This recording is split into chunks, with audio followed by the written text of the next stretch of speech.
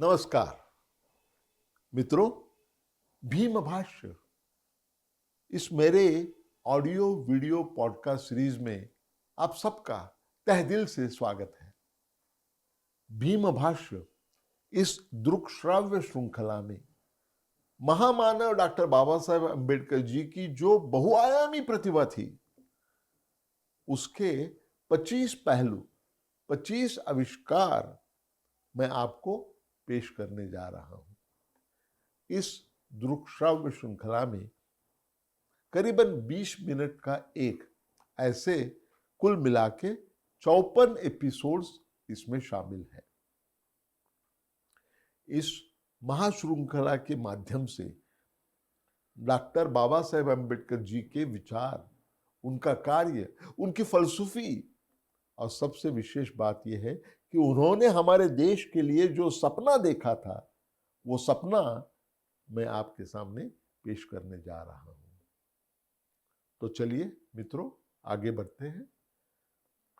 भीम भाष्य इस दृक्श्राव्य महामालिका के आज के 22वें चरण में विधायक डॉक्टर बाबा साहेब अम्बेडकर पार्ट 2, इसके बारे में मैं बोलने जा रहा हूं। 1937 में जब हमारे देश में पहली बार प्रांतिक चुनाव का आयोजन किया गया, तब मुंबई प्रांत के विधानसभा में डॉक्टर बाबा साहेब अम्बेडकर अपने नए राजनीतिक दल की तरफ से, जिसका नाम था इंडिपेंडेंट लेबर पार्टी, स्वतंत्र मजदूर पक्ष, इस राजकीय दल की तरफ से डॉक्टर अम्बेडकर अपने 14 सहकारियों के साथ में चुनाव जीत गए और उन्होंने मुंबई इलाके के प्रांतिक विधानसभा में प्रवेश किया और वहां उनके विधायक की भूमिका का, विधायक के रोल का अगला अध्याय शुरू हो जाता है। तत्कालीन मुंबई प्रांत के विधानसभा में और सभागृह के बाहर डॉक्टर बाबा साहेब अम्बेडकर जी ने जो ग्रामीण गरीब जनता थी, उनकी सारी समस्याओं को उन्होंने विधिमंडल में, विधानसभा में पेश किया और अपने सारे उनके जो विधानसभा में जो भाष्य किए हुए थे, उन्होंने जो बिल प्रस्तावित किए थे, वो सब के समर्थन के लिए उन्होंने बाहर जन आंदोलन भी शुरू किया। इस मामले में डॉक्टर अम्बेडकर जी का योगदान तो बहुत बड़ा है, लेकिन 4 बातों पर मैं अपना लक्ष्य केंद्रित करना चाहता हूं। जिन 4 बातों पर मैं बोलने वाला हूं, उसमें पहली बात है खोती पद्धति का निर्मूलन। महाराष्ट्र के कोकण विभाग में खोती, ये जमींदारी की एक अजीब सी पद्धति कुछ जगह पर प्रचलित थी। वहां जो काश्तकार थे, उनके खेती पर अधिकार जो था, वो था खोतों का। जिनका उनके खेतों पर अधिकार था, उनको खोत कहते थे। और ये खोत काश्तकारों से रेवेन्यू इकट्ठा करके खोत, उसमें से कुछ हिस्सा, काफी बड़ा हिस्सा, ये सरकार को दे देते थे। ग्रामीण विभाग में बहुसंख्य जो गरीब जनता थी, उन पर बहुत ही अन्यायकारक यह पद्धति थी। शोषण की बहुत बड़ी समस्या थी और उन गरीबों का गुलामगिरी में परिवर्तन हो गया था। सारे काश्तकार और उनके कुटुंबीय इनको खोत, वेठ बिगाड़ के जैसे उनके साथ बर्ताव करते थे और पीढ़ियों से, 14 पीढ़ियों से यह अन्याय चलता रहा था। 14 अप्रैल 1929 को रत्नागिरी जिला में चिपळूण, यहां रत्नागिरी जिला शेतकरी परिषद इसके अध्यक्षता करते हुए डॉक्टर अंबेडकर जी ने पहली बार खोती पद्धति पर प्रहार किया। उन्होंने कहा, और मैं उनको उद्धृत कर रहा हूं, मैं आपकी व्यथा, आपकी समस्याएं जानता हूं। खोती पद्धति जो है, यह पद्धति में आपका खून आपको देना पड़ता है। खोती की ये जो जमीन के अधिकार की पद्धति है, इसको खारिज करना ही होगा, तब कहीं जाकर आपको शांति मिल सकती है और आपकी प्रगति का रास्ता सुकर हो सकता है। 10 जनवरी 1936 डॉक्टर अंबेडकर जी ने काश्तकारों का एक बहुत बड़ा मोर्चा, इसका नेतृत्व डॉक्टर बाबा साहेब अंबेडकर जी ने किया। ये मोर्चा लेकर वो मुंबई विधानसभा में पहुंच गए। ठाणे, कुलाबा, जिसको अभी रायगढ़ कहते हैं, रत्नागिरी, नासिक और सातारा, यहाँ के हजारों काश्तकार मोर्चा में शामिल हो गए थे। फटे पुराने कपड़े पहने हुए, कंधे पर कंबल और हाथ में लठ लेकर ये बड़ा जनसमुदाय मुंबई प्रांत के इलाके के विधानसभा तक जाके पहुंचा। डॉक्टर अंबेडकर जी के नेतृत्व में एक डेलीगेशन सरकार के पास प्रतिनिधि के रूप में चले गए और उन्होंने आर्थिक दृष्टि से हानिकारक और सामाजिक दृष्टि से अत्याचार करने वाली जो खोती पद्धति थी, उसको खारिज करने की मांग की और 17 सितंबर 1937 खोती पद्धति रद्द बातल करने के लिए, खोती पद्धति खारिज करने के लिए डॉक्टर अंबेडकर जी ने मुंबई प्रांतिक विधानसभा में एक ऐतिहासिक महत्व का विधेयक उन्होंने पेश किया। डॉक्टर अंबेडकर जी ने यह भी कहा कि खोती पद्धति की वजह से लैंड रेवेन्यू इकट्ठा करने का काम सरकार के लिए सुलभ हो जाता है, लेकिन उसमें से सामाजिक जो हानि होती है वो इतनी बड़ी है कि मुंबई इलाके में अगर शांति और सुव्यवस्था बरकरार रखनी है तो खोती पद्धति चालू रखनी नहीं चाहिए।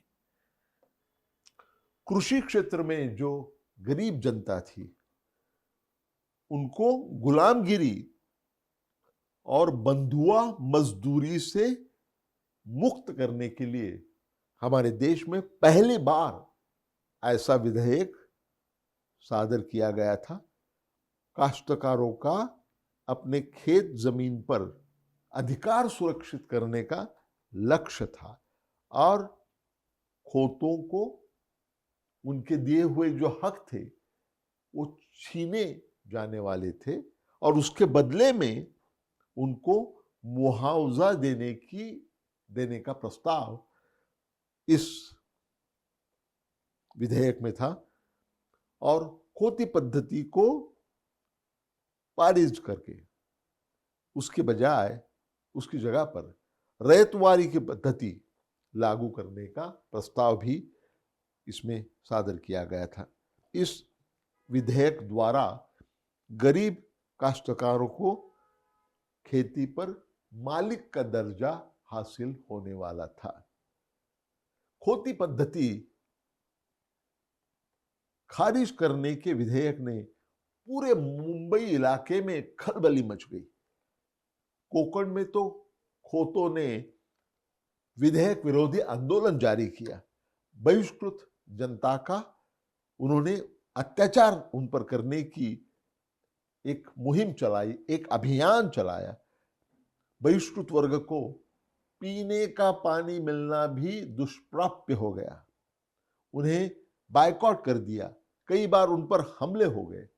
इस सारे प्रक्षुब्ध वातावरण में डॉक्टर अंबेडकर जी ने बड़े पैमाने पर सब जगह जाकर ग्रामीण गरीब जनता को उनके हक क्या है इसके बारे में उनको समझाया। इसका परिणाम यह हो गया कि डॉक्टर अंबेडकर जी की प्रेरणा में, उनके पास से प्रेरणा मिलने के बाद वहां के गरीब लोगों ने उन पर अत्याचार होने के बावजूद भी अपना संघर्ष रोकने से इनकार कर दिया। 1939 में मुंबई विधानसभा में जो निर्वाचित सरकार था, उसने सारे लोगों ने एक साथ इस्तीफा देने के बाद विधानसभा विसर्जित हो गई। इसलिए विधानसभा में खोती पद्धति के निर्मूलन के विधेयक पर कोई चर्चा हो नहीं पाई।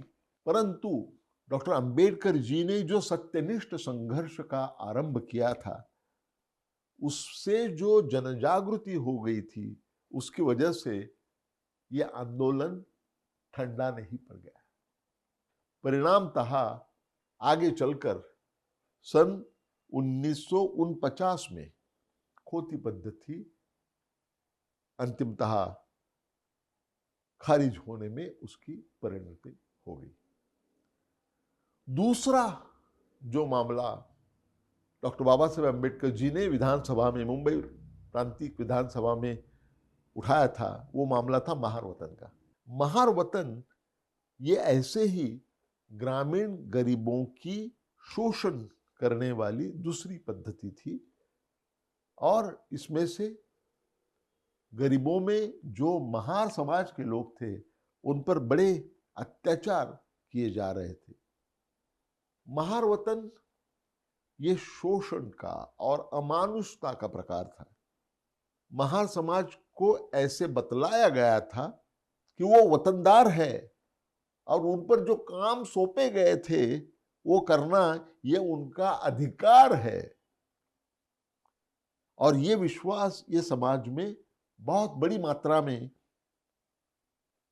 सब जगह गया था।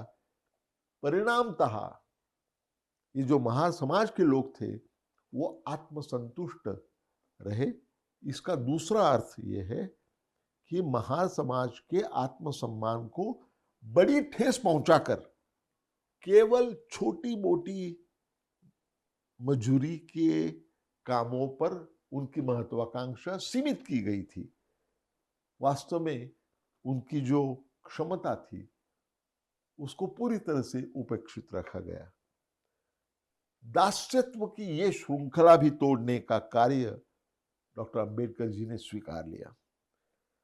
उन्होंने अनेक सभाओं का और परिषदों का आयोजन करके इस संदर्भ में जो दुष्परिणाम थे उसके बारे में लोगों का प्रबोधन किया। उसके 8 वर्ष बाद में 17 सितंबर 1937 में मुंबई विधानसभा में खोती पद्धत निर्मूलन विधेयक प्रस्तावित किया गया। उसी समय डॉक्टर अंबेडकर जी ने हेरिडिटरी ऑफिसेस एक्ट, इस कायदे में बदलाव लाने का विधेयक फिर से सादर किया। इसके दरमियान सपोर्ट मिलने के लिए डॉक्टर अंबेडकर जी ने बहुत सारी सभा का, परिषदों का आयोजन किया। दुर्दैव इस बात का है कि उनका विधेयक दूसरी बार भी नाकारा गया, लेकिन डॉक्टर अंबेडकर इसके पीछे ही रहे और उनका जो प्रयास था, उनका जो भगीरथ प्रयास था, वो खाली नहीं गया। बॉम्बे इंफीरियर विलेज वतन एबॉलिशन एक्ट ऑफ 1959 के तहत महार वतन पद्धत आगे चलकर खारिज की गई। तीसरा जो बड़ा मामला डॉक्टर अंबेडकर जी ने उठाया था मुंबई इलाके के विधानसभा में, वो था बॉम्बे साहूकारी विधेयक। गरीब लोगों की, विशेष रूप से ग्रामीण गरीब लोगों की साहूकारों से उनका जो शोषण होता था उसकी व्यापकता जब सामने आई तो इन साहूकारों के गैर व्यवहार को प्रतिबंध करने के लिए एक विधेयक डॉक्टर अंबेडकर जी ने तैयार किया। ये इस प्रकार का हमारे देश का ये पहला ही विधेयक था। इतने आधुनिक प्रकार के प्रावधान उसमें थे, जैसे कि साहूकारों ने सरकार से परमिशन लेना चाहिए, परमिट लेना चाहिए, और उस परमिट का हर वर्ष प्रतिवर्ष नूतनीकरण करना चाहिए, और कर्जे का वितरण और उसकी वापसी, ये दोनों की लिखित स्वरूप में पर्ची पुस्तिका होनी चाहिए, और ऋण को और धन को इनमें जो भी व्यवहार होता है उसका पूरा ब्यौरा इस पासबुक में होना चाहिए। ऐसी अत्यंत पुरोगामी स्वरूप के प्रावधान उस विधेयक में मौजूद थे। डॉक्टर बाबा साहेब अम्बेडकर जी ने जो चौथा मामला उठाया था महत्वपूर्ण मामलों में, वो था संतति नियमन की उपाय योजना के बारे में। उस विधेयक पर मुंबई विधानसभा में डॉक्टर बाबा साहेब अम्बेडकर जी की तरफ से बोलते हुए श्री रोहम जी ने कहा कि अभी फिलहाल आज के दैनंदिन जीवन में संघर्ष इतना तीव्र हो गया है कि कईयों की शादियां समय पर नहीं होती है, उनको बुरी आदतें लग जाती है, उनसे उनका जीवन तबाह हो सकता है। एक के पीछे एक बच्चे पैदा होना, इसकी वजह से अनेक महिला मृत्युमुखी पड़ती है और कुछ तो आजन्म विकलांग हो जाती है। अनेक महिला जो संतति उन्हें नहीं चाहिए, उसे टालने के लिए बहुत बुरी पद्धति से, क्रूर पद्धति से गर्भपात करने का कोशिश करती हैं। कारण कुछ भी क्यों न हो, अगर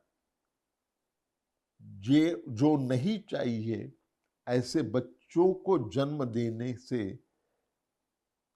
ऐसे बच्चों की तरफ उनके माताओं का उनके संगोपन के लिए दुर्लक्ष्य होता है, और ऐसी संतति सिर्फ समाज पर बोझ बन के रह जाती है।